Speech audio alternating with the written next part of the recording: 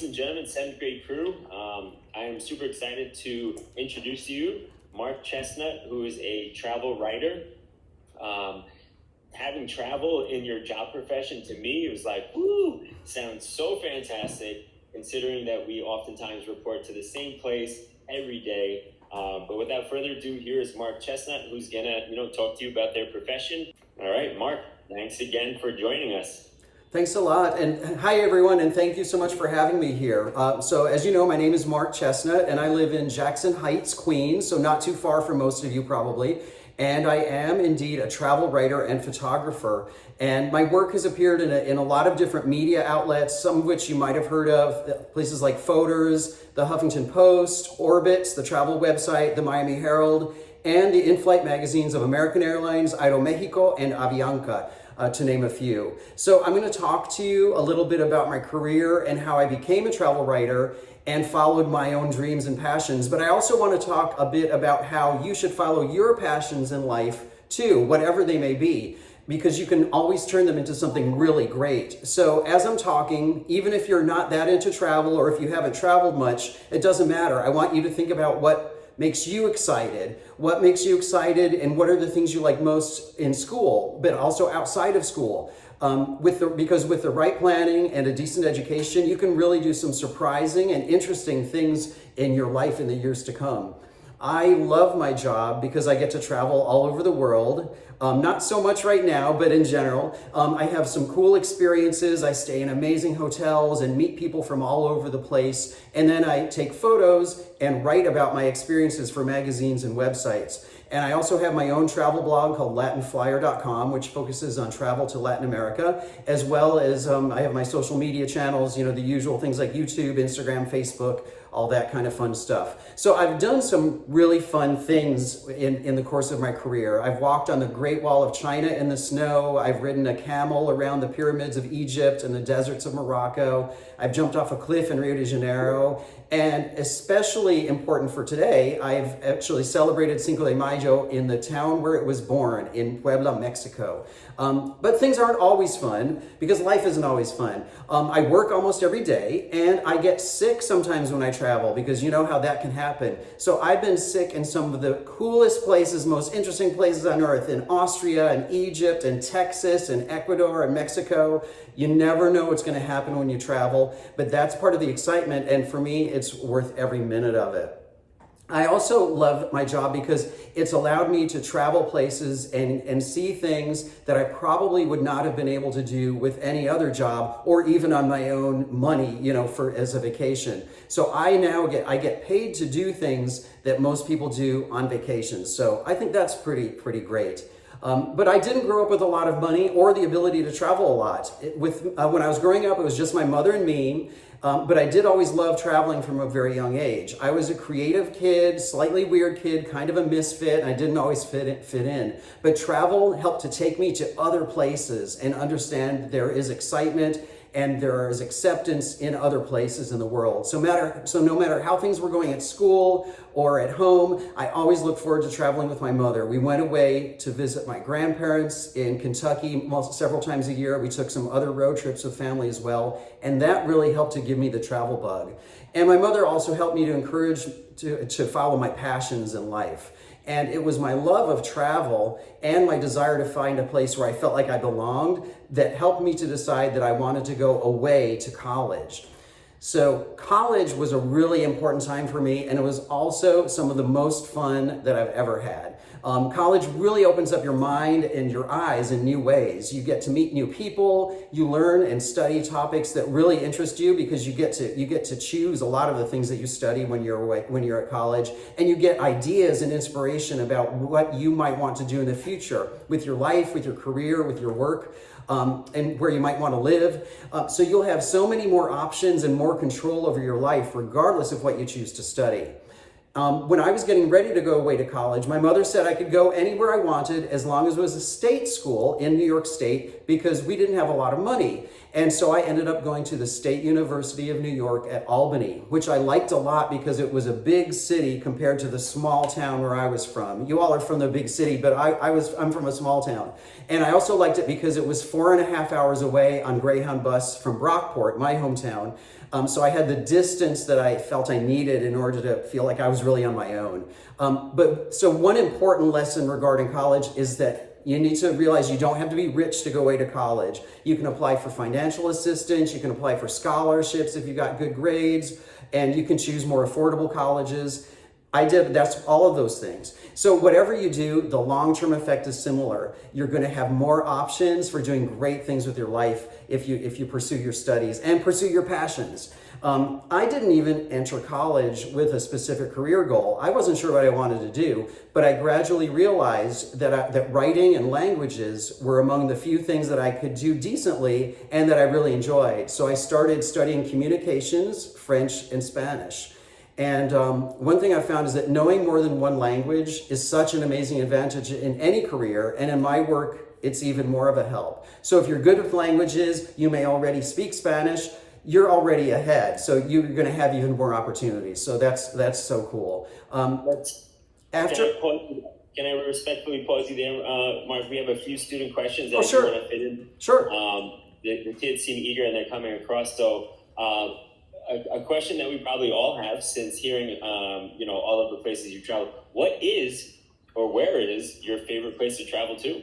Oh, that's a really good question. I always get that, and it's really hard to answer. But I tend to like bigger cities, maybe because I've lived in New York City for so long, and because I like to have a lot of things to do. So Mexico City, Mexico is one of the places I've been to. I don't even know how many times.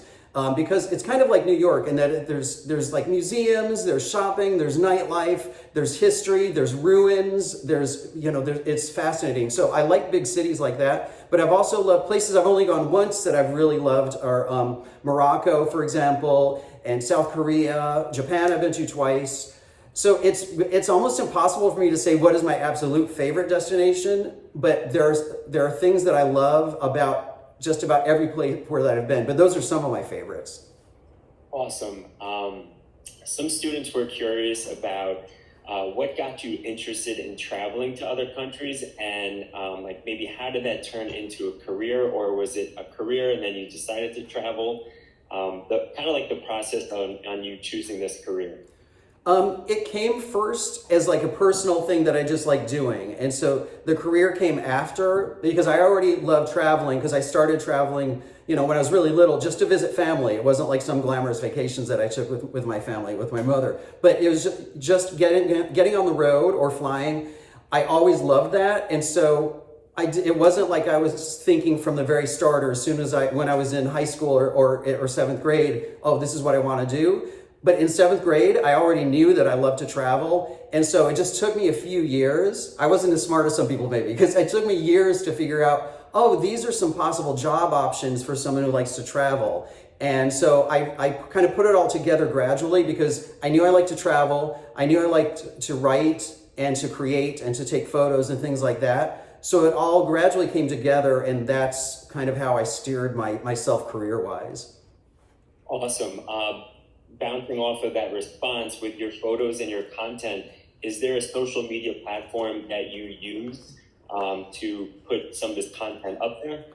Yes, I have multiple social media channels. I use Facebook. That's really good with the older people like me. It depends. I get different engagement on different platforms. For Facebook, I tend to get more engagement, and I have a lot of followers that tend to be in like middle-aged and up, and it's more family and people that I know or people that I've lived near or worked with in previous years. I use Instagram a lot, and so with that, my Instagram name is Mundera, and with that one, I have a lot more followers that I don't know from all over the place and all different ages, and that's more just photography driven and less like personal stuff. And then my YouTube channel, I have viewers from all over, and it's Latin Flyer TV. And with them, I have viewers all over the place, and that's just strictly like tourism videos, travel videos, my travel videos. So I might do, the most popular videos I post for whatever reason are hotel tours. People like to see what hotels look like. But I do other stuff too. Interesting. So I'm gonna skip a couple of questions because I was thinking this question myself. A student has asked, what was the most dangerous place you may have been to, and possibly give us like a why. What was about it? And for any reason, maybe just the food was off, maybe the hotel didn't seem safe.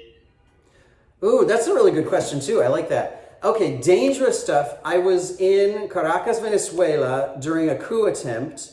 And so we had a toque de queda, and there was a curfew. But first, we were trapped in the hotel, and there were fighter jets flying over the entire city of Caracas, and we didn't know what was going to happen. So it was exhilarating and scary, because if it's a coup attempt, this was when Chavez, before he was in power, he was still just staging coup attempts, and we didn't know what was going to happen. Obviously, it turned out all right. I'm here. It didn't turn out as all right for Venezuela, in the opinion of most people, but that was dangerous. It was potentially quite dangerous. And I've also had like random accidents or something, like falling off of a motor scooter or something in Vietnam. In terms of like crime and danger like that, I've been lucky. Like, I really haven't had too many difficult experiences or felt unsafe no matter where I go. Awesome, thank you. So a question I think that I'm thinking about, and maybe the students are considering, is I would say, and I could be completely off, that this is maybe somewhat of like a non-traditional profession. And I think what I would like students to kind of get a better understanding is like how to take something you love and then making it into a career, like how to take something you just enjoy doing, whether it be a hobby or a skill, and then like what are the next steps to kind of like start getting paid for it. That's a very good point to make. Yeah, in my case, for example, I used freelance work to steer my career towards what I really wanted to do. So in other words, obviously it's really hard to just like go out the gate and get your dream job. That doesn't happen to hardly anyone. It didn't happen to me either. So I took the jobs that were related to things that I like, that involved, when I got out of college, I took editorial positions, first as a secretary, editorial assistant, worked my way up as an editor and a writer. But I worked in medical publishing and book publishing and a couple of advertising agencies. So it was all creative, but it wasn't really my passion. I really wanted to get involved with travel writing. And so what I did was, even if you're working a full-time job, when you're young and you have lots of energy, you can do freelance work on the side. So I started doing freelance work. My first travel stuff, actually, I wrote for free this little travel column for this tiny weekly newspaper or monthly newspaper in Manhattan that doesn't exist anymore. And so using that, I got what we call clips. So they were writing samples. And so then from that, I gradually started pitching my stories to other magazines that did pay money. And then I was able to use all of that to eventually look for a full-time job in travel publishing. So that's kind of how it evolved. Awesome. So some students were curious about learning other languages, and what language might have been most difficult for you to learn. I heard you mention that you can speak Spanish and French. And then I guess, are there any other really strong travel skills to have to make you an excellent traveler? These questions are amazing. All right, these are really good. In terms of languages, yeah, definitely the more languages you know, the better. I honestly know English and I can get along in Spanish. And I studied French before Spanish, actually, because I grew up near the Canadian border and I grew up watching TV that was dubbed in French or in French. And so that's how I first started wanting to learn languages, because I grew up near Canada and I turned on this stuff in French. I'm like, I want to understand what that's about. I don't speak it as well as I used to. I've lost a lot of it because here in New York City and in the regions I cover, I focus on Mexico and the rest of Latin America. I don't speak it. But still, it's a big help. I found that once I started learning one language, it helped me to learn more. So since I started French sooner, when I moved to Spanish, I found it much easier to do. So, but I haven't studied any of the languages that probably would be more difficult for me, like with different alphabets and everything, different characters, like Russian or one of the Chinese languages. But I think depending on what you're interested in personally, there's probably a language that would help you to explore your interests even more. Awesome. So a student was curious about what was the first place, and maybe we could say, what was the first place you traveled to that you felt like you've accomplished or you've arrived as a travel writer? Like you went there, you got paid for your work, and everything just kind of aligned.